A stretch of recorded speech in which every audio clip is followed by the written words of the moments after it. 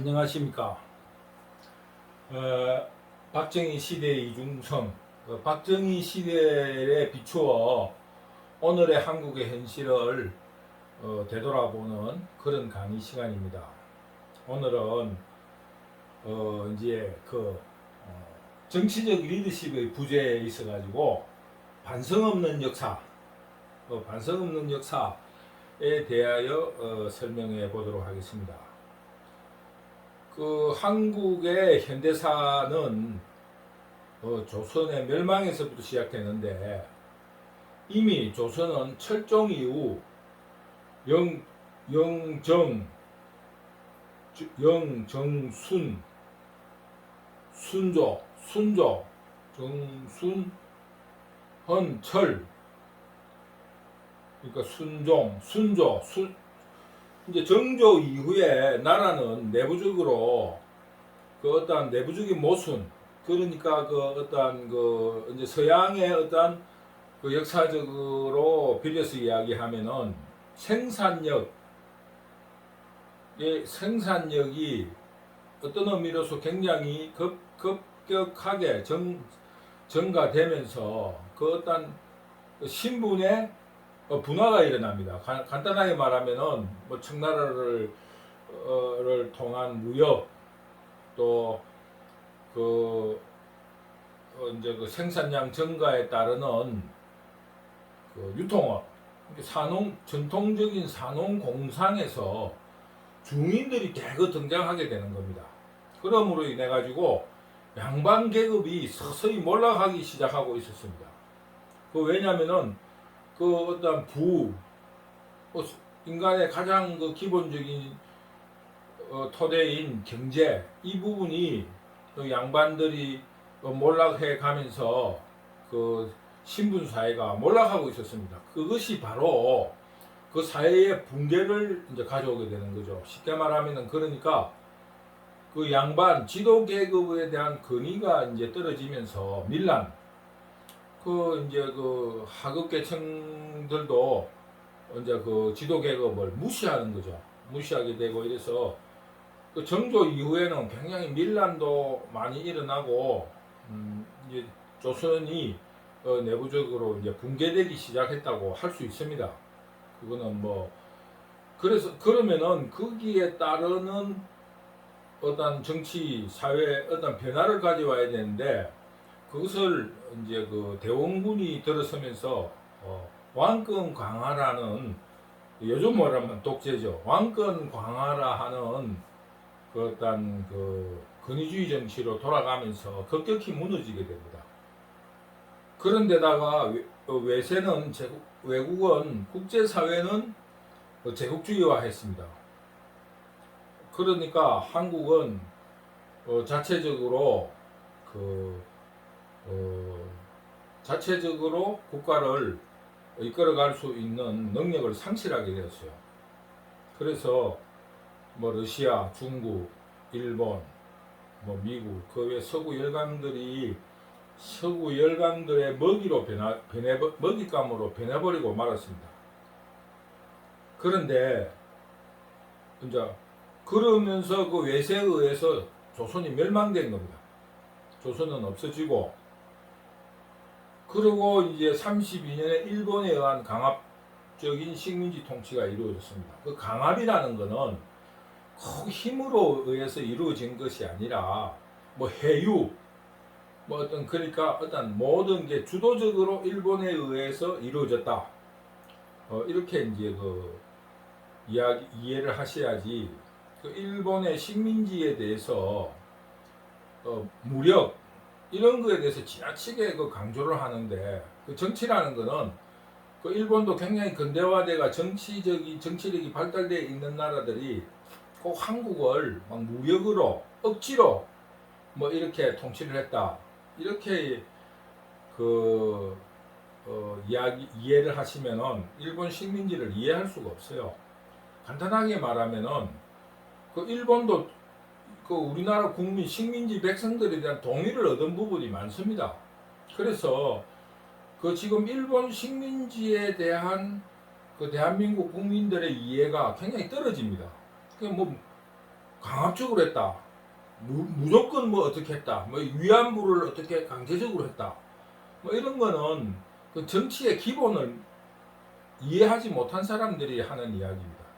일본도 굉장히 고도의 정치술로 한국 식민지를 경영했다고 할 수 있습니다.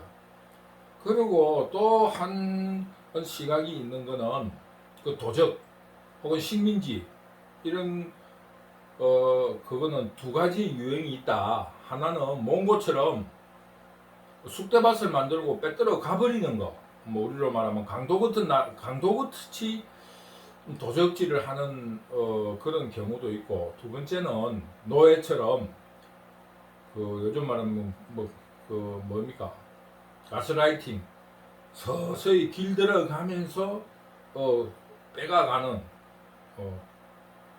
그런 어떤 도적들도 있습니다. 그런데 일본은 한국을 아주 나쁘게 말하면은 길들이고 교육시키고 근대화시켜가면서 서서히 자기 국가의 이익을 가져오게 하는 그런 정책을 썼기 때문에 이제 어떤 일본의 조금 긍정적인 시각을 가진 사람들은 일본이 한국에 대해서 뭐 지나치게 하지 않았다. 또 이렇게 이야기한 사람들도 있고, 또 그런 거를 무시하고 그 어떤 식민지 정책에 대한 이해가 부족한 사람은 무조건 강압적으로 헌병들이 총칼을 가지고 와가지고 어떻게 했다. 이렇게 양극단을 치닫는데, 저는 일본의 식민지 통치는 그 나름으로 굉장히 훌륭하고, 일본적인 시각에서 보면은 굉장히 훌륭하고, 한국적인 시각으로 본다면 굉장히 고도의 정치술을 발휘하여 한국민들에 대한 불만이 거의 없었다고 해도 과언이 아닙니다. 지금 현재 우리나라에 독립운동을 했다는 사람들에 대한 그거는 실질적으로 실물로 보면은 근거가 희박합니다. 독립 유공자라 하는 분들도, 예를 들어서 제가 또 좀 오늘은 현대 정치에 대한 이야기를 같이 해 나가기 때문에 이야기인데, 뭐 이거는 저희들 세대에 같이 경험한 거니까 한 가지 예를 한번 들어보겠습니다. 막걸리 그 뭐 유신법이라는 게 있다고 해가지고 막걸리 집에 가서 박정희 욕하다 갇혀 뭐 징역을 살았다. 이런 건 제가 볼 때는 좀 과장됐다고 봐요. 왜냐하면은 저도 그런 걸 경험했는데, 그 젊은 사람들이 막걸리 집에 가가지고 박정희를 욕하는 거예요. 목소리를 높이고 이러면 다른 사람한테 방해가 되니까 목소리를 좀 낮춰서 하라고 어떤 술집 주인이 이야기를 했는데, 그 사람은 술이 취해가지고 이제 왜 그러느냐 이래가 주인한테 폭력을 쓰고 술집을 뒤엎고, 뭐 또 경찰이 오면 왜 그런 말도 못 하느냐. 그거는 주객이 전도된 거예요. 그걸로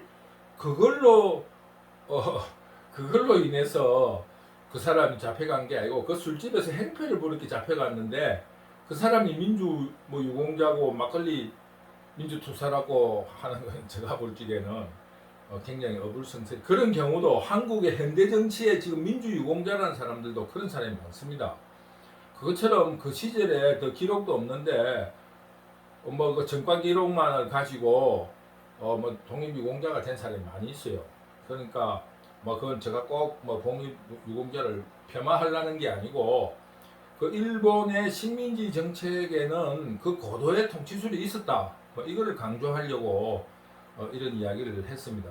그리고 요즘 지금 그 공산자파들이 이제 북한을 닮아가지고 민주유공자법이라는 걸 만들어서 기적화하려고 하고 있는 이야기를 하기 때문에 거기에 대해서 조금 같이 보완을 한 겁니다. 지금 민주유공자라는 사람들도 한 3분의 2는 민주운동하고 아무 전혀 관계가 없습니다. 전혀 관계가 없고, 그런 식으로 이야기하면 저 같은 경우에도 굉장히 어떤 운동가로서의 어떤 근거를 가지고 있어요. 근데 저는 그런 거를 원하지 않기 때문에 안 하고 있는데, 지금 현재 민주유공자라는 것도 국회의원 보좌관이라는 당시에 그걸 이용해서 그 유공자가 된 사람도 많고, 지금 민주유공자라는 것도 옛날 독립투사라는 것도 그렇고 민주유공자라는 것도 그렇고 거의 다 지금 현재 그 진위가 불투명합니다. 그건 왜 그 말을 하려면은 우리나라는 역사에 대한 그 어떤 반성, 역사에 대한 진실 규명에 대한 의지가 굉장히 그 뭡니까 그 뚜렷하지가 않아요. 그냥 또 한 가지 또 이야기를 하나 드릴게요. 그런데 요즘 다 밝혀진 이야기지만은 그 한일 합방의 그 민주 시대가 아닙니다. 한일 합방의 이한용이 고종을 그 속여서 도장을 찍었겠습니까? 그 고종의 그 어떤 근거를 어떤 그 인가를 받았을 거고 허락을 받았을 겁니다. 그리고 받았다고 지금 현재 역사적인 그 근거 자료가 나오고 있지 않습니까? 그리고 일본이 거기에 대한 보답을 충분히 했어요. 그 가장 간단한 예가 고종 순종의 아들 딸들이 다 그 귀족 백작으로 생활을 했고 그 어떤 왕족으로서의 조금도 부족하지 않게끔 일본에서 하사금을 주고 또 그게 부족한 게 있으면 고종이 요구도 하기도 했다라는 그런 근거들이 지금 많이 밝혀지고 있어요. 그런데 우리가 그 역사에서 배우다시피 뭡니까 만세 무슨 그 3일 1926년 1919년 3월 1일 이후에 1926년도에 일어났던 만세 사건은 그 고종이 독살됐다. 뭐 이런 그러니까 한국은 진실보다 그 대중이라든가 국민이라든가 민중이라든가 집단이 진실보다는 선전선동에 굉장히 약한 거예요. 그런 거를 이제 역사에 이제 반성 없는 역사라는 걸 이야기하려고 그럽니다.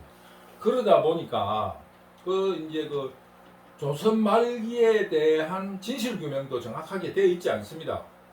일제 합방이 어떻게 됐는가?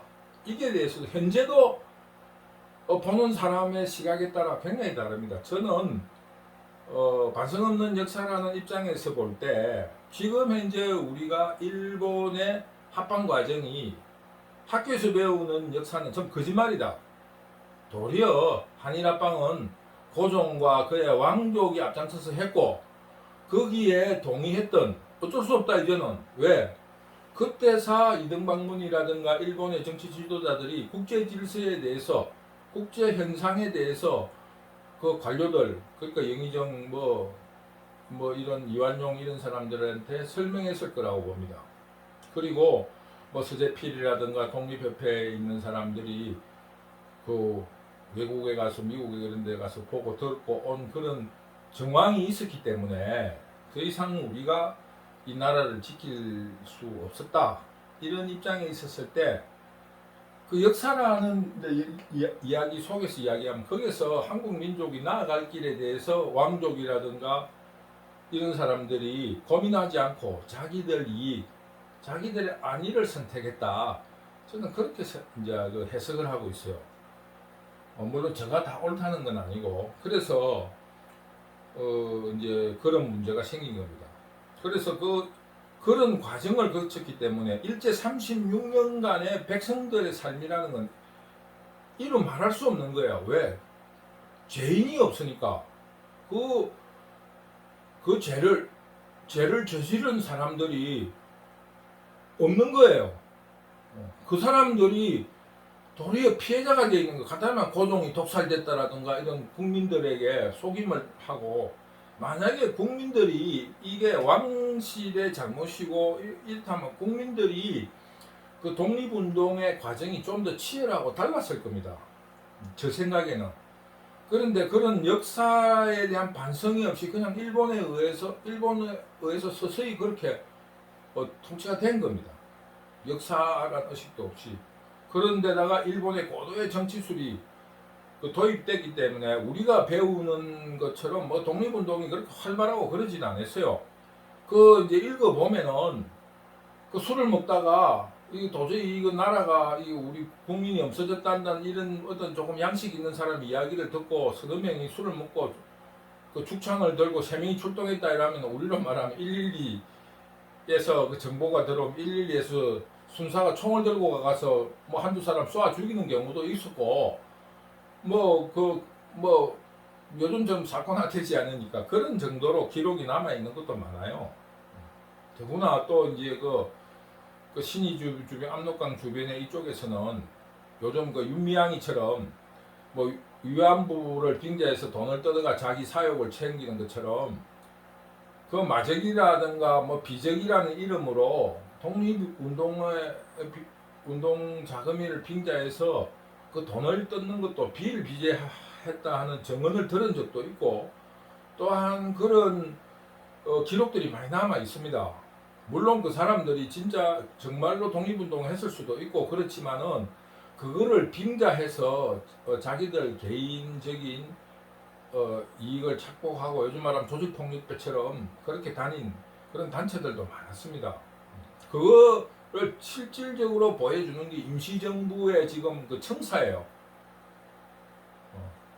그거 가보시면은 그 임시정부라는 게 물론 그렇겠지만은 그 정말로 그 사람들의 각고의 노력에 대해서 뭐 높이 평가해야 된다. 그런 환경에서도 했다는 것에 대해서 높이 평가해야 된다는 긍정면과 있는 건가? 긍정적인 면이 있는 것과 함께 참 이 우리나라의 어떤 국민적인 저력이 이것밖에 안 되구나 하는 것을 느낄 때도 있습니다. 그런데다가 그러니까 36년의 세월은 조선 말기의 합방 과정의 역사적인 반성이 전혀 없었습니다.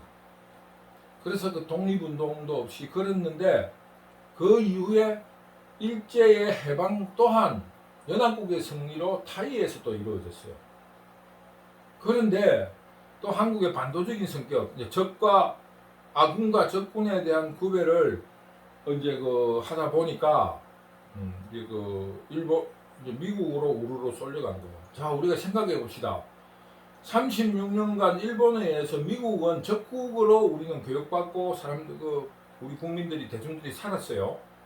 그런데 해방 이후에 우리가 그동안에 믿고 따르던 일본은 패망했다는 이유로 우리는 독립이 됐다. 이때까지는 그 천황만세를 부르다가 어제까지 오늘 갑자기 적국의 그 이념과 사상과 모든 그거를 이제 수용해야 되는 입장에 있은 거예요.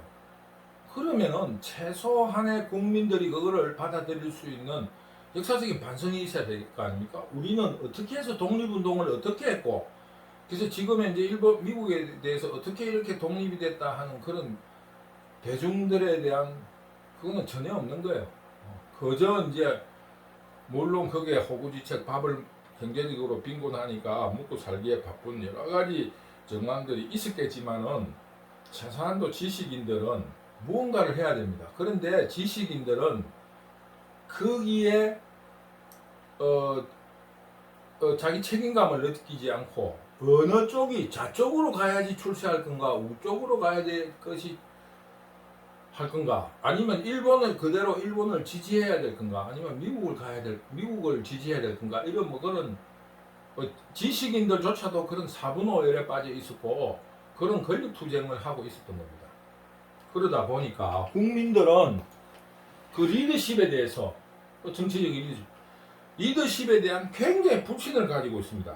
그러니까 쉽게 말하면 조선 말기 내부적 모순에 의하여 일본의 제국주의 침탈로 조선은 왕권 통치 체제가 막을 내렸습니다. 내부적인 모순에 대한 자성적인 개혁 없이 제국주의에 의한 식민지 통치와 수탈을 경험하여 국민들의 심성은 국가에 대한 불신과 거칠어진 심성으로 국민적 통합은 어려운 처지에 놓여 있었습니다.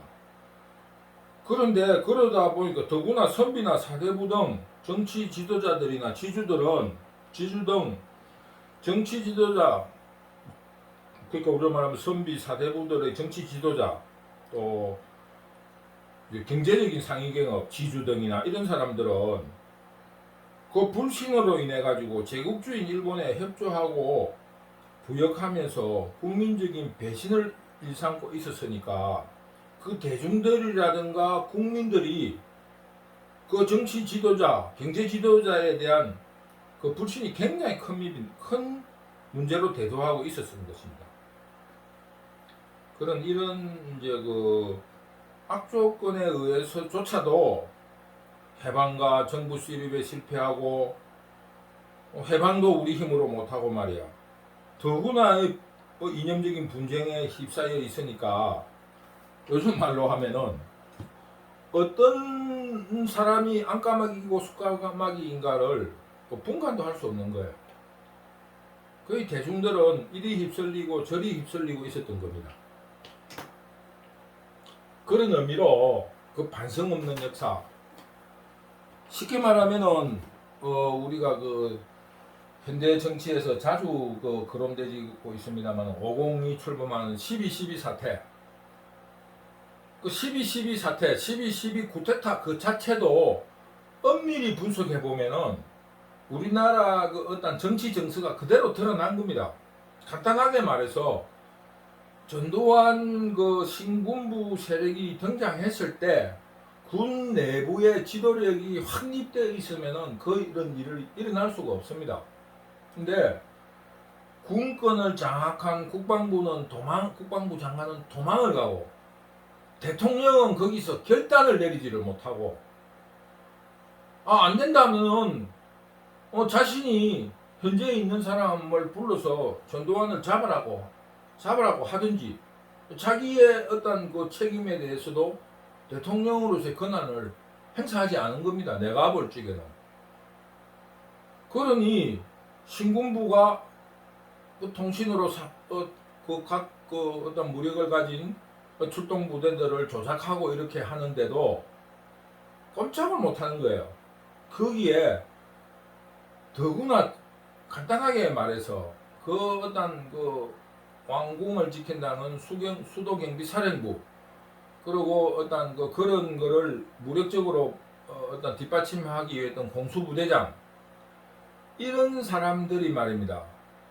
어떤 치밀하게 어떤 작전적인 그런 게 평소에 준비가 되어 있지 않았던 거예요. 장태환이 경복궁에다가 대포를 쏘라 한다는 게 그게 말이 되는 소리예요?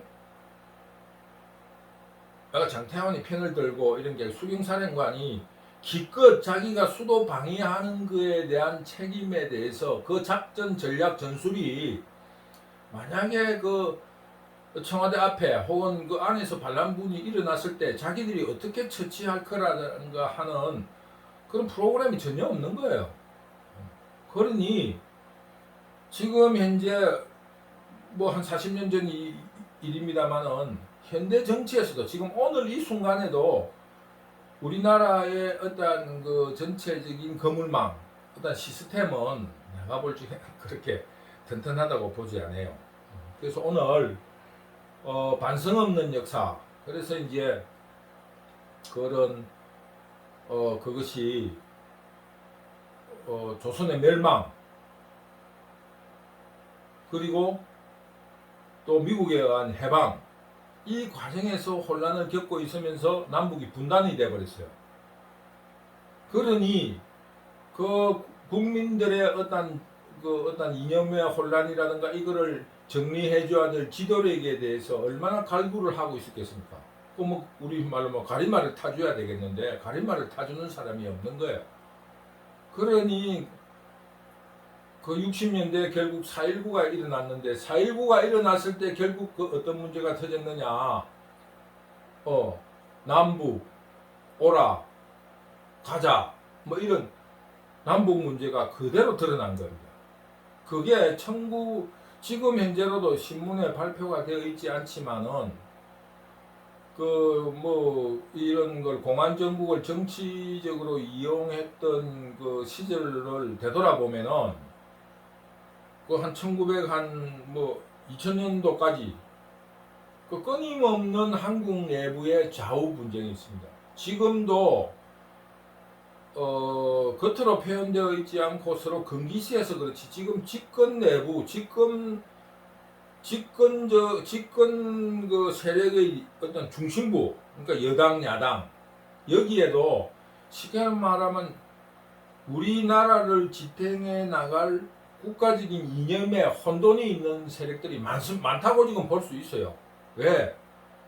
아직 그 시절부터 이때까지 정리된 적이 없습니다. 우리나라 역사는 전부 다 거짓말이고 전부 다 국민을 속이는 것이라 저는 생각하기 때문에, 물론 이런 이유로 제 주장을 좀 하기 위해서 이 유튜브를 하는 거예요. 그래서 이제 그 박정희 시대에 그런 지도력에 대한 부재의 첫 번째로서 역사적인 반성 혹은 반성 없는 역사에 대해서 지적했습니다. 그리고 그것은 그때 늘 우리나라의 고비마다 그런 역사에 대한 반성이 없었기 때문에 오늘날에도 그 역사에 대한 반성이 없다. 그러다 보니까 오늘 현재 급기야 어떤 문제가 생기냐 하니까, 태어나는 각자 나오는 세력마다 과거를 부정하는 거예요. 과거를 부정하고 자기들이 이 나라를 이만큼 이룬 세력으로 자부하는 겁니다. 그리고 과거를 자꾸 부정하는 거예요. 전두환 대통령, 전두환 50체제 때도 과거를 부정하고, 박정희도 과거를 부정해 쿠데타를 일으켰고, 자, 이승만 대통령, 이승만 다음에 제4.19 때도 이승만 정부를 부정했고, 그래서 자기들이 그 정부라. 왜? 역사에 대한 반성, 긍정과 부정, 이런 거에 대한 체크가 없는 겁니다. 그럼 체크가 있었다면 무엇이냐? 오로지 자기 당파에 유리한 거짓말을 시킨다, 이런 겁니다. 침소봉대. 그런 게 우리나라에 지금 현재도 이어지고 있다. 그래서 뭐라고 이야기하고 있냐면, 지금 문재인 정부에 집권한 사람들은 민주화 유공자법을 만들어가지고 그 자손들에게 무한한 혜택을 준다는 거예요. 학교도 자기 마음대로. 지금 광주 유공자들도 10%의 가산점을 줍니다. 학교 가는 거. 10%만 500점 만점에 50점이에요. 1.2점으로 떨어지는데 50점이면 무조건 합격인 거예요. 말도 안 되는 일들이. 왜냐? 역사에 대한 반성, 그리고 오늘의 업적은 그 부정되었지만은 박정희의 경제발전, 전두환의 그 혼란을 강제적으로 이끌고 왔던 점, 이런 점도 민주라는 것만 무조건 좋은 게 아니에요. 어떨 적에는 좀 강압적으로 가야 될 때도 있습니다. 역사라는 거는. 그런 게 누적돼서 오늘이 온 거지. 지금 그 문재인 정부의 그 어떤 민주투쟁 그것만 가지고 이 나라가 이루어진 게 아닙니다. 그래서 지금 현재 이제 이 문제를 이야기하는 거는, 박정희가 왜 쿠데타를 일으켜야 되겠다는 생각을 했는가, 이런 문제를 따지는데, 가장 우선적으로 아시다시피 그 사회적인 환경에 있어서의 이제 정치적인 부재, 제1조 1항, 그 다음에 거기에 오늘은 정치적 환경으로 반성 없는 역사, 그것이 가장 큰 원인이었다. 그런 혼란이 박정희를 불러일으키게 한 환경이다. 왜냐하면 이런 정도의 가치관 같으면은 내가 바로 잡아야 되겠다, 이런 생각을 가질 수 있었지 않겠습니까?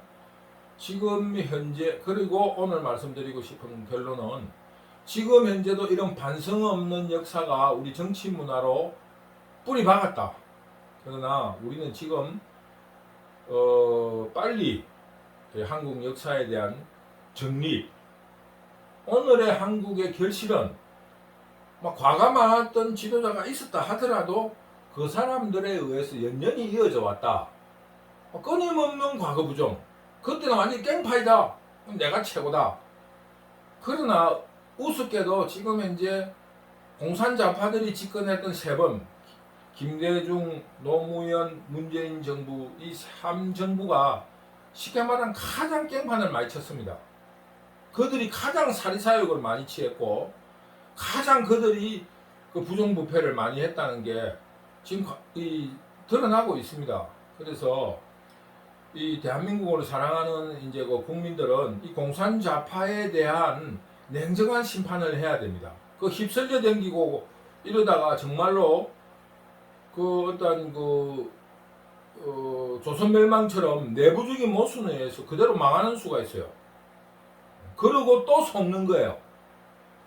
그런 의미로 지금 현재 박정희를 이렇게 세웠던 사회 환경과 같이 그 한국에도 반성 없는 역사가 이어지고 있다. 이 말로 오늘 강의를 마치도록 하겠습니다.